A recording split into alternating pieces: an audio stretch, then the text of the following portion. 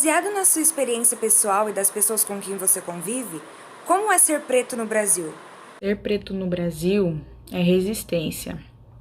É todo dia você erguer a cabeça e falar, respirar fundo e vamos lá, mais um dia. É uma luta todo santo dia de resistir mesmo, né? Porque é sempre uma coisinha, um obstáculozinho assim, que pra te subestimar pelo tom da sua pele, pelo seu cabelo, né? Por todas as suas características de preto, né? Então, é resistir, é todos os dias resistir a esse sistema elitizado branco que é o Brasil. Então, é resistir todo santo dia a isso. Nesse nosso Brasil, ser preto é algo muito difícil, ser preto é uma questão de luta, você tem que lutar constantemente, desde que você nasce, é uma luta constante, é uma luta de resistência, você tem que estar lutando para você ter conhecimento, para você ter reconhecimento, né, e para você se aceitar. Primeiramente, você tem que se aceitar, para depois você ser aceito, né? E então ser preto no Brasil é muito difícil, não é fácil, é uma resistência, sabe? É uma luta de resistência. No Brasil, o racismo ele é muito engraçado no sentido assim, que no mesmo tempo a gente sofre racismo praticamente o tempo todo, diariamente, é um racismo tão sutil, tão diluído no nosso dia a dia, que quando a gente vai questionar as pessoas que não sofrem o racismo, falam assim, mas eu não vi nada, eu não enxerguei nada de mal nessa fala. Mas só quem sofre no dia a dia, diariamente, sabe que aquilo não foi só uma fala. Aí as pessoas falam coisas, aí na hora que você vai questionar sobre o que a pessoa falou ou a forma que a pessoa falou, as pessoas se defendem com esse ar de nossa, não foi o que eu quis dizer. Aí a gente que é vítima se torna o opressor, na verdade, né? Para mim, ser preto no Brasil é sinal de resistência diária, porque a gente precisa resistir ao racismo, resistir à negação do racismo. A gente precisa resistir a tudo aquilo que a sociedade construiu e que normalmente a gente trata como algo banalizado, a gente trata como algo comum, porque a gente foi ensinado que as coisas eram assim, prontas e acabadas, e a gente não é ensinado a questionar muitas coisas. Então, ser preto no Brasil é você resistir a tudo isso. E quando você começa a ter uma consciência racial, a entender como as coisas funcionam e a entender que a nossa sociedade ela é baseada e pautada numa sociedade branca, patriarcal, heterossexual, a gente entende que as coisas não são tão prontas e acabadas como a gente pensava que era. E que muitos processos que a gente passa, a gente não tem que passar. E que muitas coisas que a gente tratava como comum não são comuns. Ser preto no Brasil é ser brasileiro, porque mais da metade dos habitantes do nosso país são pretos. A gente tem o maior contingente de pessoas negras fora da África e é um sinônimo de luta constante. Luta para existir, luta para ser enxergado, luta para ser ouvida. Quando a gente pensa que a cada 23 minutos um jovem negro morre, quando a gente pensa no epistemicídio científico, que é o apagamento de todos os referenciais de pessoas negras, é ser resistência. Você já lidou ou lida com situações racistas? Relate a sua experiência. Já lidei com várias situações racistas na minha vida, nessa jornada, né, dessa minha vida. No trabalho, principalmente, quando chega um residente, que eu sou enfermeira, né? Chega um residente, ele nunca dirige a mim, ao que ele quer, né? Dirige sempre a outra pessoa. Até ele dirigir a outra pessoa, sem problema, né? Porque ele não é obrigado a saber quem é a enfermeira. Só que quando a pessoa que ele lidou, que ele foi conversar, passar o informe que ele tinha que passar, que fala para ele que eu sou a enfermeira, aí ele fala assim, nossa, você é enfermeira? Como? Né? Já tive essa pergunta, como você é enfermeira? Ah, eu sou enfermeira porque eu fiz um curso superior, fiz enfermagem, por isso que eu sou enfermeira. Então, lidei com essa situação. E também, outra vez, que chegou o rapaz e perguntou para mim, para a menina, quem que era a enfermeira, que ele queria falar com a enfermeira-chefe, responsável, né, do plantão, que ela me chamou. Aí ele falou assim, ela não entendeu, eu queria falar com a enfermeira responsável pelo plantão. Eu falei, não, bem, sou eu a enfermeira responsável. Já lidei com situações racistas, e quando eu consegui começar a construir uma consciência racial, eu consegui notar essas situações com um pouco mais de facilidade. E para relatar alguma experiência, eu sempre ia com a minha mãe. Minha mãe sempre trabalhou de doméstica e trabalhando como dona de casa e tudo mais.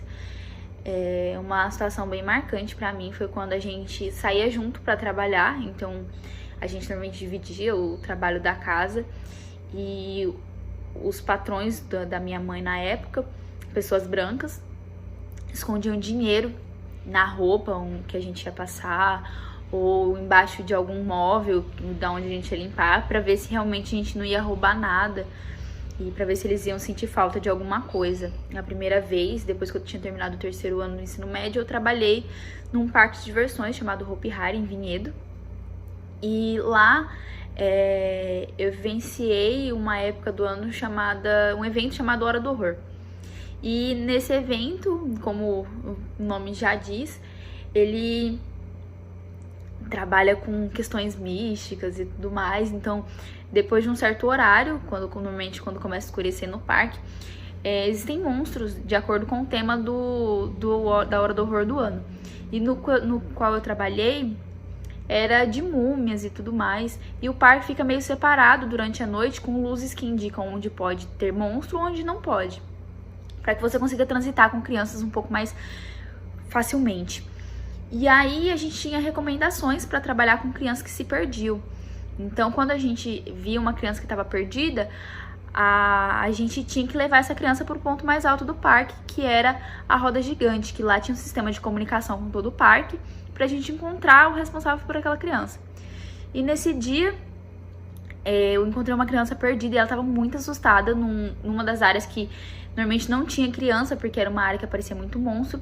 E essa criança devia ter uns 2, 3 anos de idade. E ela estava extremamente assustada, me pedindo colo e falando que tinha se perdido dos pais.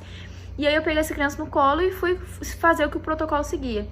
Quando apareceu os pais dessa criança, que eram pessoas brancas, eles ficaram extremamente irritados pelo fato de eu estar com a criança no colo e a criança chorando muito. E eles alegaram que eu tinha roubado a criança, que eles não tinham se perdido, eu que tinha pegado a criança.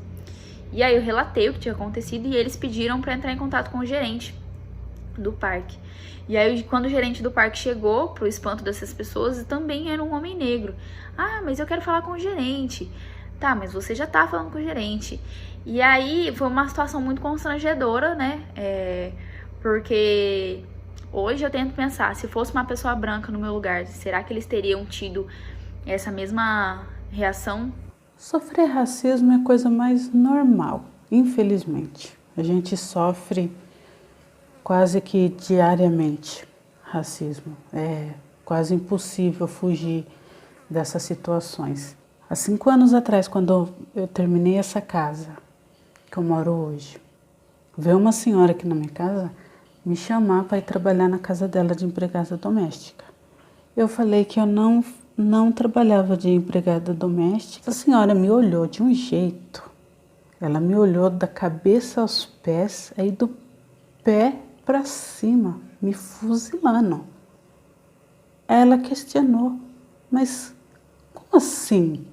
você não trabalha de empregada doméstica? Ou perplexa, e deu para ver, a gente percebe com aquele tipo assim, como assim? Você é uma preta, você é pobre, você está desempregada e você não quer trabalhar de empregada doméstica? Para mim? Ué, quer mais preconceito do que isso? Uma outra situação, semana passada, eu fui fazer meu RG, aí a moça estava muito constrangida de fazer a pergunta para mim. Aí eu percebi que ela estava com medo de perguntar. Aí ela já perguntou meio que respondendo. Você é parda, né? Eu falei, não. Ela falou, você é o quê? Eu não sei o que aquela pessoa que eu fosse falar, que eu era loira, dos olhos verdes, não sei. Mas ela ficou meio assim, né? Eu falei, não, eu sou negra. Ela falou assim, é que agora não se usa mais o termo negra, é preta. Eu falei, então eu sou preta. Ela falou, ah, então tá, legal. Mas assim, ela ficou com medo de falar já diretamente, você é negra, né? Já lidei com situações de racismo, sim, e lido até hoje, né? Porque, infelizmente, é o que tá carimbado na nossa sociedade, né? Então, até hoje acontece. Como eu faço direito, então as pessoas às vezes levam até um susto, né? Nossa, como assim você faz direito? Como assim? Poxa, eu faço. Ué, tô estudando. Então é como se preto não pudesse graduar. E o direito, ele já é um curso elitizado, né? Na minha sala eu conto nos dedos de uma mão quantos pretos tem na minha sala. Não tem muito, não somos maioria na sala de aula, entendeu? E as pessoas ficam horrorizadas, né? Porque eu faço direito. E outras situações também. Hoje em dia, eu confesso que eu não dou muita atenção para esse tipo de coisa. Então, quando acontece, é sempre uma pessoa que tá comigo que fala, nossa, aconteceu tal coisa, e eu nem percebi, porque eu acho assim, tá tão no nosso cotidiano, entendeu? Que às vezes acontece e você já nem prestou atenção que aconteceu, mas quando eu era mais adolescente assim, eu prestava mais atenção, porque é época que você tá saindo mais, você tá indo, você tá saindo mais, então você tá começando a conhecer as coisas, o jeito que funciona e tal. E aí eu percebia mais, como quando eu ia pro supermercado e já aconteceu de segurança ir atrás de mim, de uma amiga minha. Acho que ele, óbvio, ele deve ter pensado que a gente não ia pagar, né?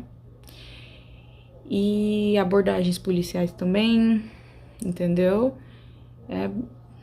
Então tem tudo isso.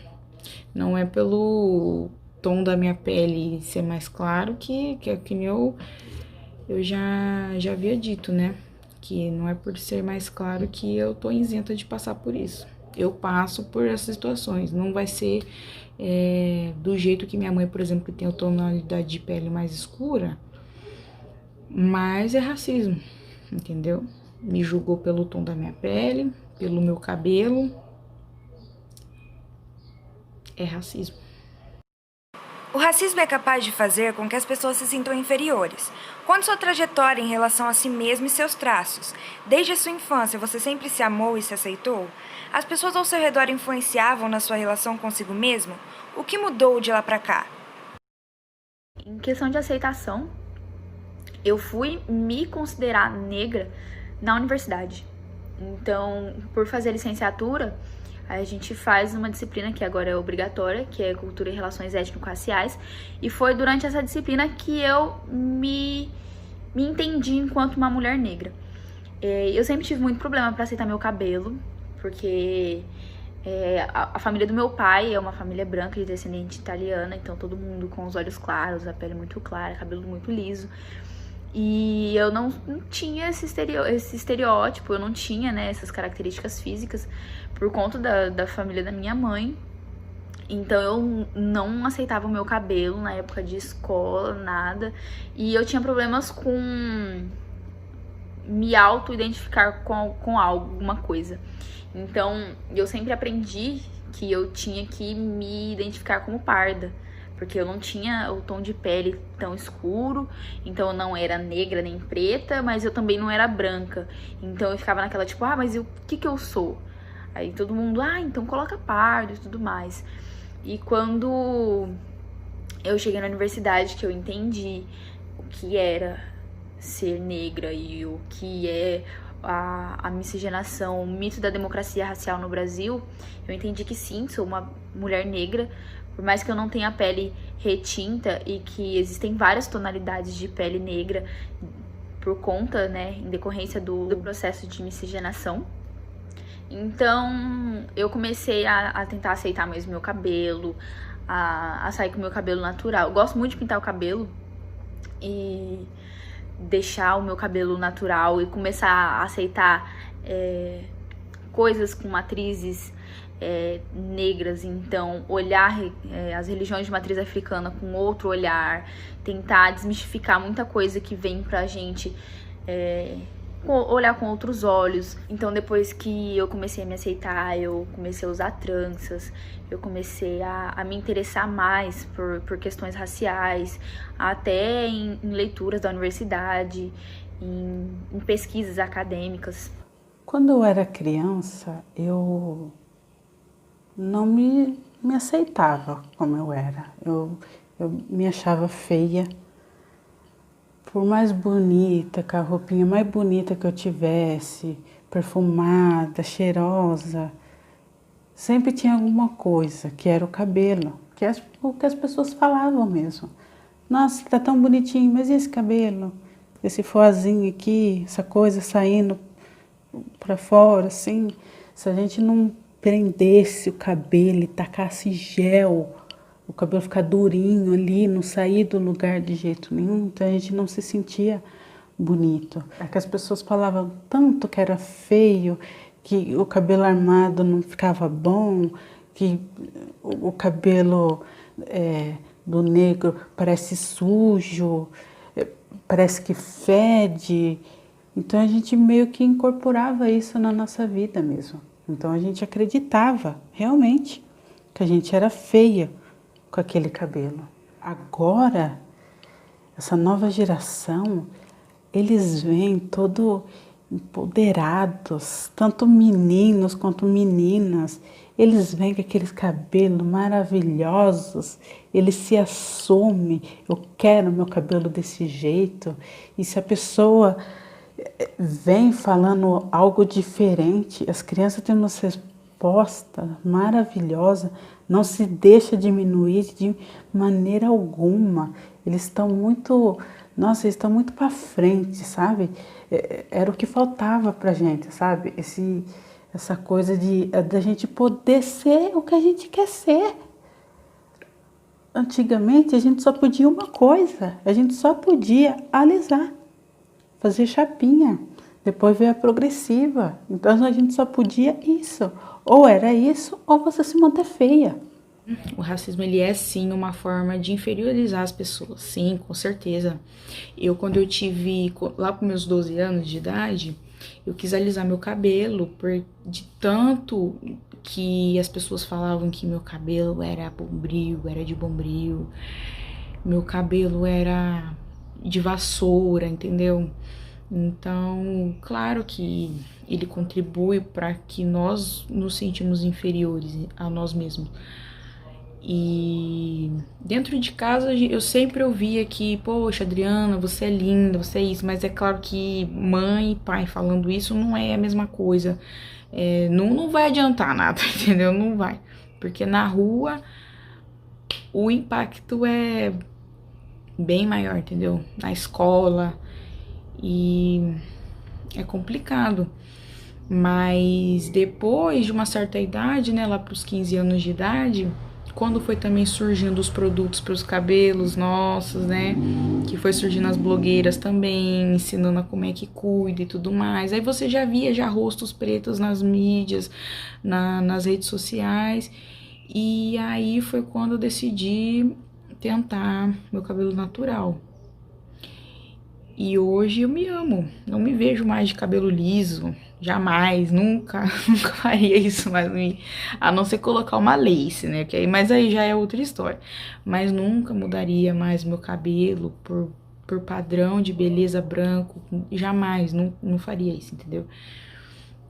E isso é uma coisa muito legal também de se ver, porque acho que até a minha geração, que foi que aconteceu isso, aí hoje em dia você já não vê mais as crianças tendo essa baixa autoestima em relação ao cabelo, porque você já,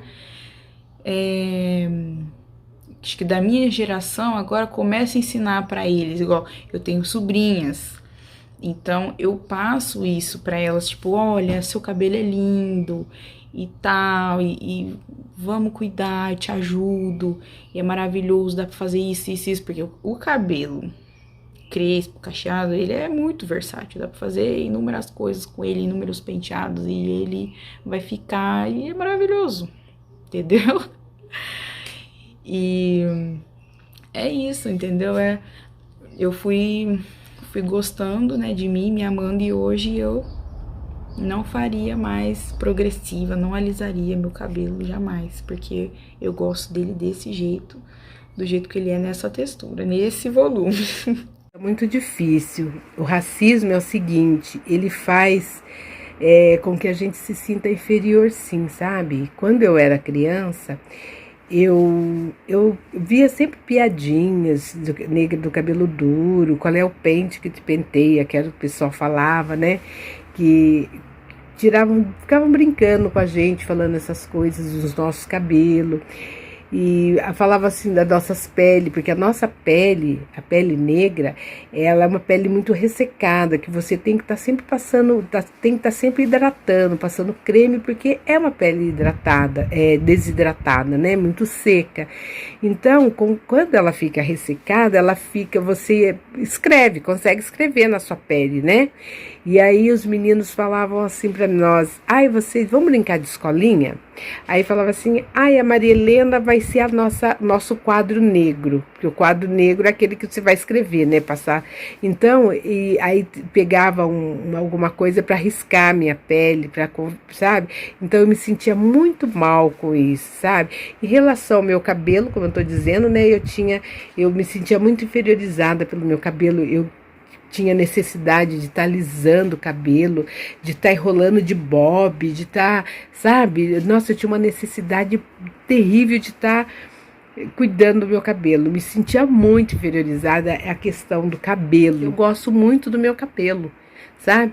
Aceitei e eu comecei a me aceitar depois de velha, gente, sabe? Porque eu tinha necessidade de estar alisando o cabelo, Aí eu cheguei em uma época e falei, gente, eu tenho que me amar, se eu não me amo, como que eu vou querer que as pessoas me amem? Como que eu vou me aceitar? Como que eu vou querer que as pessoas me aceitem? Quão importante é a representatividade? A representatividade é muito importante para nós, né? Até pela questão da autoestima, né? Que foi a pergunta anterior. Então, que foi o que aconteceu comigo, né? Eu ver as meninas maravilhosas, cabelos, né? E eu me senti, poxa, olha só como que ela é linda, meu cabelo é igual dela, então, poxa, se ela ficou bonita, eu vou ficar bonita também.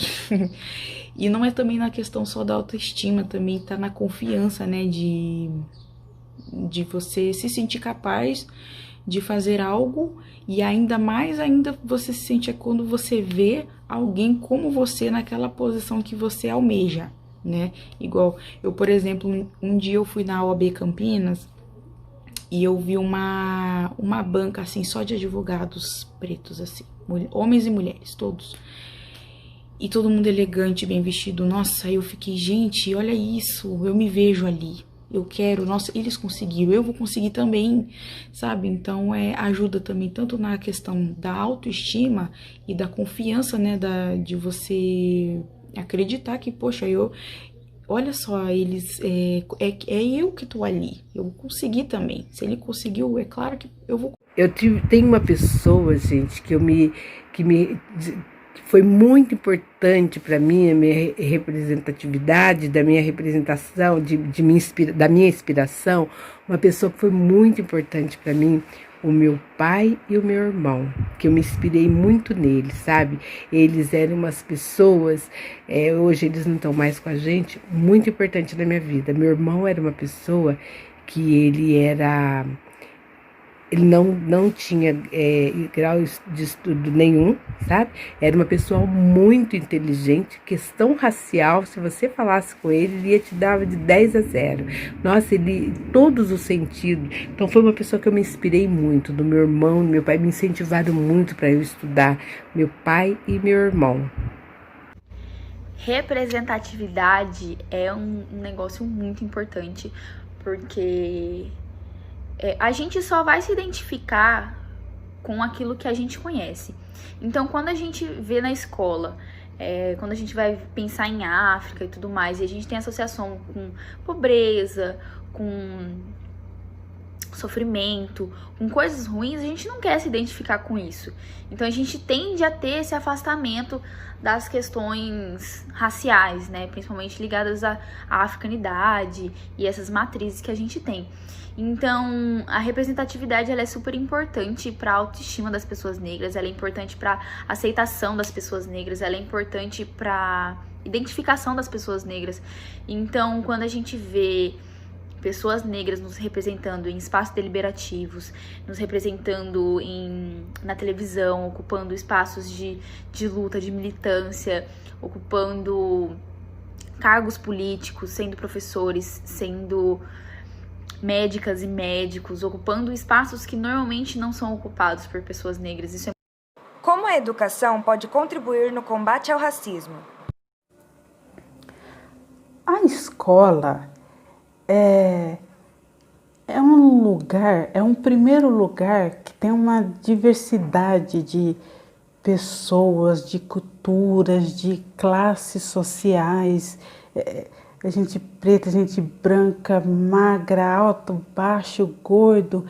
É um universo tão grande de diferenças que é onde a gente começa realmente a se modular mesmo como pessoa, o caráter. É ali, é no dia a dia, ali que se mostra que, independente de eu ser diferente de você, você tem que me respeitar e eu tenho que te respeitar. Escola da nossa vida. É ali que a gente aprende a lidar com as nossas frustrações, com os nossos preconceitos, com as nossas mazelas, de se aprender a conviver em sociedade. E isso se aplica também aos pais, lado a lado, reforçando isso. A educação é algo muito importante que contribui muito, eu acredito, com a questão contra o racismo, porque eu acho assim que você estudando, você sendo uma pessoa educada, você vai disputar de igual para igual, entendeu? Então você tem a capacidade de debater um assunto de igual para igual, porque você tem conhecimento, então você tem que adquirir conhecimento para você poder igualar a outra pessoa, para você não se inferiorizar, não, sabe? Eu acho que a educação é tudo. A partir do momento que uma pessoa é educada, a pessoa, em todos os sentidos, a educação vai abrir um leque para ela, né? Como professora em formação, eu acredito que a educação ela pode contribuir a níveis estratosféricos no combate ao racismo, porque quando a gente entende o que é o racismo e quando a gente consegue fazer com que esse entendimento seja produzido, construído dentro da escola, a gente faz com que os alunos eles cresçam com um amadurecimento um pouco maior e um olhar um pouco mais sensível para as questões raciais. Então, é mais fácil você trabalhar com os alunos quando eles são mais novos e construir isso dentro da escola. E quando a gente faz esses debates sobre racismo, sobre questões raciais, eu acredito muito que a educação seja a resposta para o futuro, para a gente construir uma uma educação antirracista, a gente construir pessoas que realmente lutem e militem pelos direitos das pessoas e para que as pessoas negras ocupem os espaços, a gente construir, a partir da educação, um espaço de empoderamento das pessoas negras, para que as pessoas negras elas se emancipem e atravessem os limites estereotipados pela sociedade. A educação ela pode contribuir no combate ao racismo a partir do momento em que as pessoas começarem a analisar, a discutir, né, o que aconteceu 500 anos atrás, né, que foi a escravidão, teve a colonização, todo esse período, né, e a sequela que deixou tudo isso, né, que é essa grande desigualdade social, econômica que hoje tem no Brasil. Então, é olhar para isso com uma visão mais de empatia e é um assunto a ser discutido e não se fala muito nisso. Eu digo por experiência própria, assim, na época de escola, quando era a aula de Brasil Colônia, chegava na parte de escravidão, quase não se ouvia falar sobre isso, entendeu? Então, acho que quando você reconhece que o país, ele passou por uma série de acontecimentos que resulta até hoje, que é no racismo, né? Que todo santo dia acontece.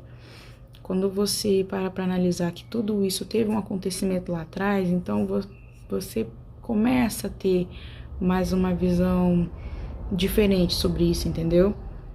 Para encerrar, o que você espera da sociedade em relação às pessoas pretas no futuro? Eu espero que a sociedade abra os olhos para entender que o racismo existe e que ele está posto para a sociedade e que por mais que ele esteja posto, ele não é imutável. Que a gente pode sim e a gente precisa sim lutar contra o racismo. E eu espero que essa luta ela não parta só das pessoas negras, para que a gente não caia numa obrigatoriedade sobre os corpos negros, para que as pessoas negras ensinem, para que as pessoas negras falem. Eu gosto de falar sobre racismo, gosto de ensinar sendo uma professora em formação, mas eu não posso entender que todas as pessoas negras e todas as pessoas pretas querem ocupar esse espaço. Então nem todas as pessoas negras querem ensinar pessoas brancas sobre racismo, nem todas as pessoas negras se sentem confortáveis em compartilhar situações racistas que elas sofreram, e a gente precisa respeitar esse espaço, a gente precisa consumir trabalhos feitos por pessoas pretas, a gente precisa assistir pessoas pretas, ouvir pessoas pretas, ler pessoas pretas. Tem muito trabalho feito de pessoas pretas que a gente não consome, a gente não tem acesso, porque o nicho que a gente consome é um nicho branco, é um nicho hétero, é um nicho feito por homens héteros, e a gente precisa começar a valorizar trabalhos de pessoas pretas, para que as pessoas pretas se sintam realmente participantes ativos da sociedade e para que o trabalho dessas pessoas realmente seja valorizado. As pessoas precisam ser ouvidas e vistas, e que quando a gente ouve pessoas pretas, os problemas das pessoas pretas começam a ser pautados. Então, dê visibilidade às pessoas pretas, ouça o que as pessoas pretas têm a dizer. Primeiro que, né, eu acho que se as pessoas tiverem uma visão mais de empatia, né, em relação ao nosso contexto histórico, né, do nosso país, tudo, que foi ao que eu respondi anteriormente, eu vejo que, eu espero, né, que a nossa sociedade esteja no mesmo pé de igualdade, entendeu? Eu espero ver mais médicos e médicas pretas e pretos, né? Advogados, juízes. Eu espero ver o nosso povo em condições financeiras, né, em condições econômicas e social, assim, bem. E que isso não seja uma coisa assim, como é que fala? Igual eu falei, que isso não seja um susto, né? Igual as pessoas, nossa, você faz direito, né? Como assim você faz direito? Não, eu espero que isso seja uma coisa natural. Porque, gente, é pra ser natural. Não tem que ter um grupo mais privilegiado e o outro menos privilegiado, entendeu? É pra ser igual.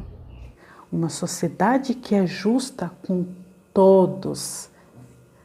Uma sociedade que se coloca no lugar do outro. A partir do momento que a sociedade perdesse 2 pesos e 2 medidas, o se colocar no lugar do outro realmente, sabe, de sem se colocar mesmo, sabe, se ver no lugar do outro, sofrer o que o outro está sofrendo, essas mazelas da nossa vida cotidiana, não teria. A gente não teria homofobia, a gente não teria racismo, a gente não teria machismo.